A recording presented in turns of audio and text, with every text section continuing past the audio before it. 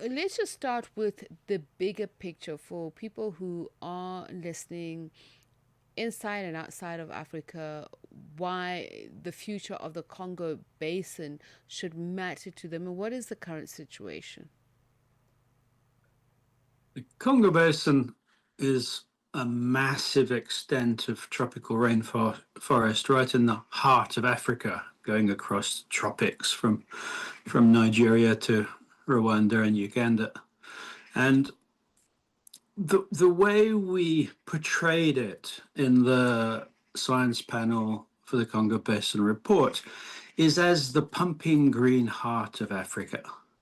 It's the forest is recycling 60% of the rainfall that falls in on along the equator as rainfall, and then it's redistributing that water through rivers, but also through atmospheric rivers. So humidity being carried through the atmosphere that goes all the way to Ethiopia, creating rainfall in the Ethiopian highlands, filling the Blue Nile, and sending water all the way to Egypt, where it irrigates agriculture in Egypt, sending water all the way up to the northwest into the Sahel, again, sustaining agriculture in the Sahel.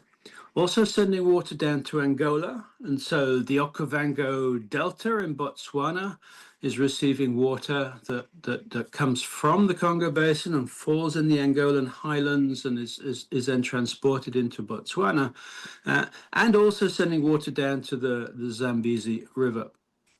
And so the Congo Basin water effect, these atmospheric rivers are supporting hundreds, literally hundreds of millions of Africans.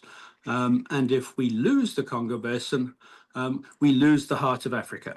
The African continent is just not viable without its heart.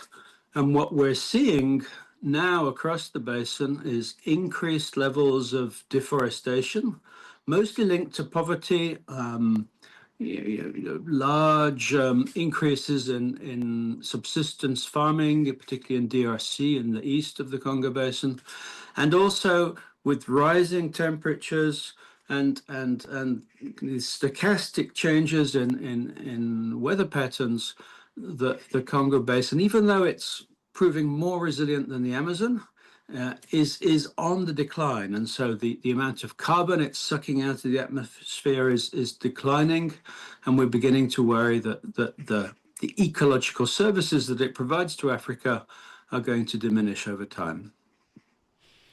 And Professor, I mean, what you mentioned, it sounds like a great deal of many people benefit and actually depend on the Congo Basin. Has that been tabulated? Do we know how many benefit or are dependent on it? We can't give an exact figure, but if you think of the Ethiopia and the Horn of Africa, there's probably 150 million people that depend on Congo Basin. Um, Pumping water up into Egypt, where 100 million people depended on it for agriculture, 150 million people in the Sahel, and then down into Angola. So we're talking about 500 million people who benefit from the ecosystem, so directly from the ecosystem services of the Congo Basin. And then, unfortunately, there are very few scientists, active scientists in the region. Um, in the Amazon, 30, 40 years ago, the world spent hundreds of millions of dollars training scientists, and there are literally thousands of scientists from the Amazonian countries.